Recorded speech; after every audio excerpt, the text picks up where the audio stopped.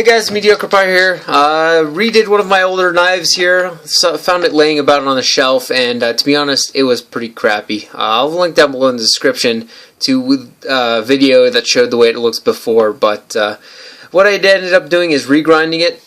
Before, the grind was just really obtuse, convex grind. It wasn't a flat grind. It wasn't very even, and the plunge line just didn't look very good. So what I did is I used my little knife grinding jig that I do for at least just a little clamp, 2 bars here, and did a diagonal grind line, which is actually the first time I've really tried. Generally I'm grinding more flat, perpendicular to the belt. This time I was grinding more diagonal, so it worked out really well. This is actually not just a straight flat grind. Let's see if I can get it on video here. But you'll see right around here in this area where my pointer finger is, there's a little bit of a line that shows a transition where it goes from a convex at the tip to a flat grind. So it is kind of like a Tonto grind. Worked out really well, I think. Nice blended curve, but yeah, big fan of that.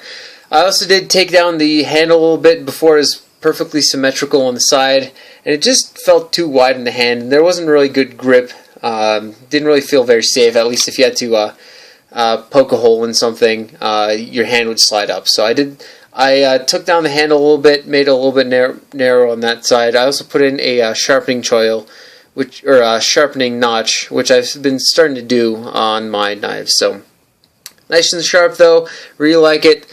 Instead of doing the super crazy anodizing pattern that I normally do, like on this one,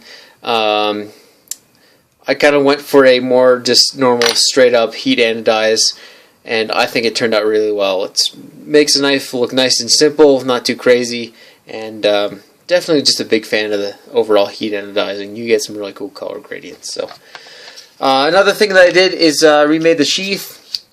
Before, to be honest, it was pretty shitty. Just didn't mold very well. I overheated the Kydex, so it didn't have the really good pattern, and it just didn't hold very well. It just wasn't functional overall. So I have a new kind of foam that I have from Knife Kits that is actually a lot more dense, and to be honest, it is amazing. It's about 2 times more expensive than the normal stuff, but as far as I can tell, you get amazing printing. You can see here just the lines and everything that it took is just amazing, and it doesn't deform or melt in a little bit and kind of hold a pattern after you use it. So definitely a big fan of that. So yeah, really like the way it turned out. Overall, the size, pop it out here, this does have some pretty crazy retention due to that little spot right there. I kind of like it though. I think this will become my diving knife, at least one of the ones I keep on my BC.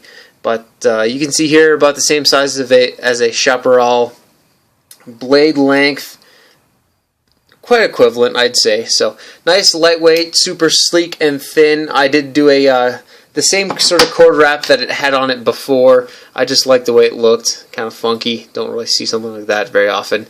And just adds a little bit more traction, but without taking too much thickness or putting too much thickness on there. So another thing that I did is I put the orange peel texture all the way around the edge.